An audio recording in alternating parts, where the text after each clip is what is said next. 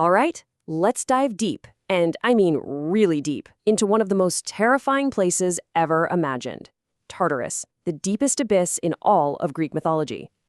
So, I've got a question for you. Just think about it for a second.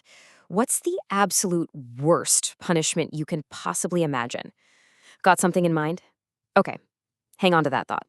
Well, for the ancient Greeks, the answer to that question was simple: Tartarus. And this wasn't just some spooky afterlife spot. No.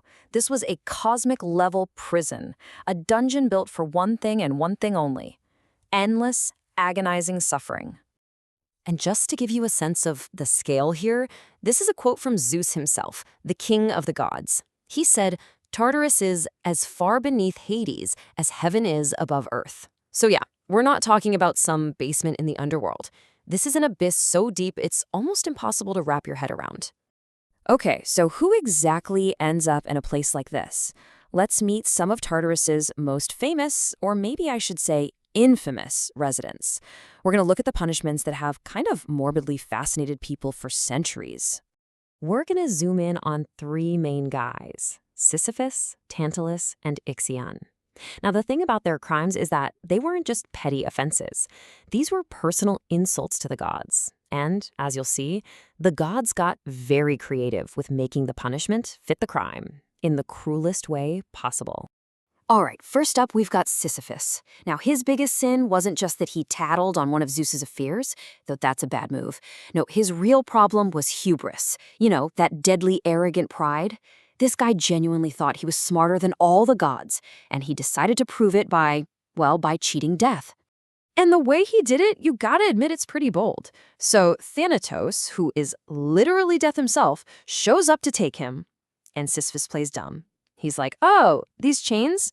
How do they work?" He asks for a little demo, and Thanatos, in this unbelievable moment, chains himself up. So boom, death is imprisoned. Nobody on Earth can die anymore, which, as you can imagine, really messes things up.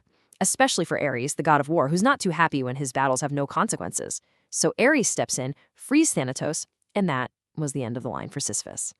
So, for thinking he could outsmart the natural order, Zeus gives him that famous punishment. He has to push a giant boulder up a hill for all eternity. But here's the really twisted part. It's not just the backbreaking labor. The real torture is that every single time he gets to the very top, the boulder rolls all the way back down. Can you imagine that? That little glimmer of hope, that feeling of "I almost made it," just to have it ripped away, over and over and over again. It's the perfect recipe for pure, unending despair. Okay, next up is Tantalus, and his crime is just unbelievably horrific. To test if the gods really knew everything, he chopped up his own son and served him to them at a banquet. I mean, wow. So for that, his punishment is a masterclass in frustration. He's stuck for eternity in a pool of water, right under a fruit tree. But whenever he bends down to drink, the water recedes, and when he reaches for the fruit, the branches pull away. He's forever surrounded by what he needs most, but can never have it. And yep, you guessed it, that's exactly where we get the word tantalizing. And then we have Ixion. This guy gets a second chance from Zeus himself. He's invited up to hang out on Olympus. And how does he repay that kindness? By trying to hit on Zeus's wife, Hera. Bad move. So his punishment is pretty intense. He's strapped to a giant winged flaming wheel that just spins and spins for eternity through the darkness. It's this perfect, dizzying symbol of his own out-of-control, burning desire. And trust me, these guys weren't the only ones down there. Tartarus was pretty crowded. You had the Danaïdes, 49 sisters who killed their husbands, now forced to carry water in leaky jars forever. You had the giant Tityos, whose liver gets eaten by vultures every day only to grow back. And, of course, we can't forget the original prisoners, the mighty Titans themselves. So we've met the inmates, but what about the prison itself? What is Tartarus, really? Well, the answer is a little more complicated than you might expect. It's not just a location. See, Tartarus was actually two things at the same time.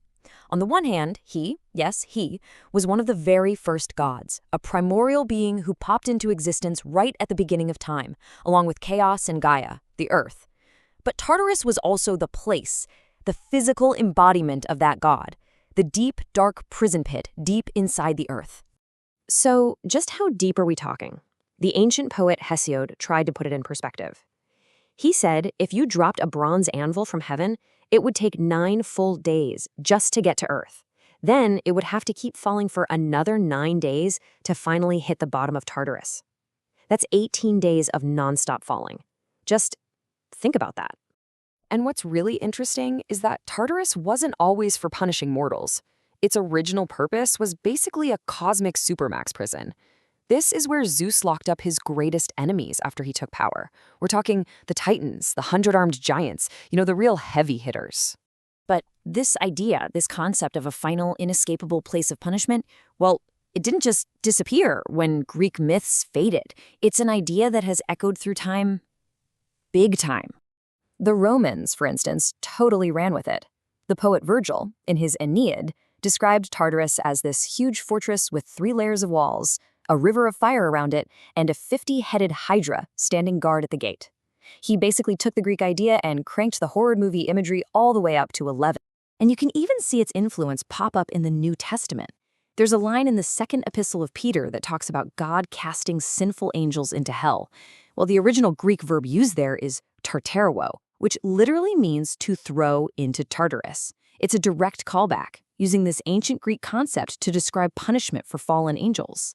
And that brings us right back to that question I asked at the beginning. The names might change over the centuries, Tartarus, Gehenna, hell, but the core idea of an ultimate punishment, it sticks around. It really seems to tap into some deep human need for justice, right? This belief that some actions, some crimes are so terrible, they demand an eternal consequence. So why do you think we hold on to that idea so strongly?